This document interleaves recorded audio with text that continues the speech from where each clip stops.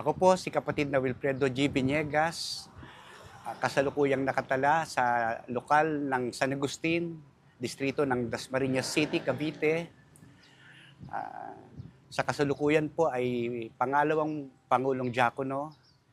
Ako po ay nakapagtapos ng pag-aaral sa Universidad ng Pilipinas sa kursong Political Science at retired na po na government employee.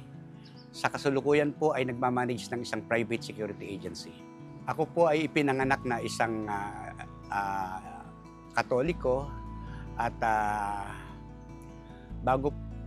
pagkatapos po nung ako'y nag-aaral ay nakapag-aral po ako sa isang metodistang paaralan na namulat po ako sa pag-aaral ng mga Biblia. So habang tumatagal po, tumatanim po sa aking isip, bakit may mga aral ang Katoliko, ang aking kinagis ng relihiyon na salungat po sa pag-aaral, sa mga nakasulat sa Biblia. At nung ako po ay sumapit po doon sa akin pong pagsusuri ng iba't ibang relihiyon, ang lolo ko po ay dinodoktrinahan po ako sa Jehovah's Witness na ganoon din po pag akin pong isinasangguni sa Biblia, labag din po doon sa aral na nasa Biblia. Hanggang nung bandang huli, naging miyembro po ako ng Baptist. Nabautismohan po ako sa Baptist Church. Marami po akong katanungan na hindi po nasasagot nung maging kaanib ako sa Baptist po. Yung pong kalikasan po ng Panginoong Hesukristo po, yun po ang malimit na umaano sa aking isipan. Dahil yung pong sineselebrate din po nila yung Holy Week, yung pagkamatay noong Panginoong Hesukristo. Ang Diyos po kasi hindi namamatay eh.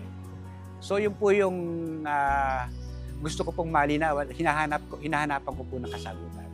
Dumating po yung pagkakataon na yung kapitbahay po namin ay inimbitahan po akong dumalo sa pamamahayag ng Iglesia ni Cristo. Na nung una po medyo bantulot po ako sapagkat ako po ay isang dating manguusig ng Iglesia ni Cristo. Pero dahil po sa pagrespeto ko doon sa aking kapitbahay, nagpaunlak po ako. Nagkataon naman po, yung topic po doon sa pamamahayag ay yung tungkol sa kalikasan ng Panginoong Hesukristo. So nung tignan ko po, sangguniin ko sa Biblia, yung lahat po ng mga tinutukoy na verse at saka yung doon po sa pamamahayag na yon, nakita ko po na totoo. So nagkaroon po ako ng sa aking sarili na ipagpatuloy po yung pagdodoktrina. Kaya nagpatala po ako kinabukasan din po, nagpatala po akong doktrina. Tuloy-tuloy na po yon. At hanggang mabautismohan po ako sa lokal ng Pasay po. At sa akin pong pagsusuri po, napatunayan ko po na ang likas na kalagayan ng ating Panginoong Jesucristo ay tao.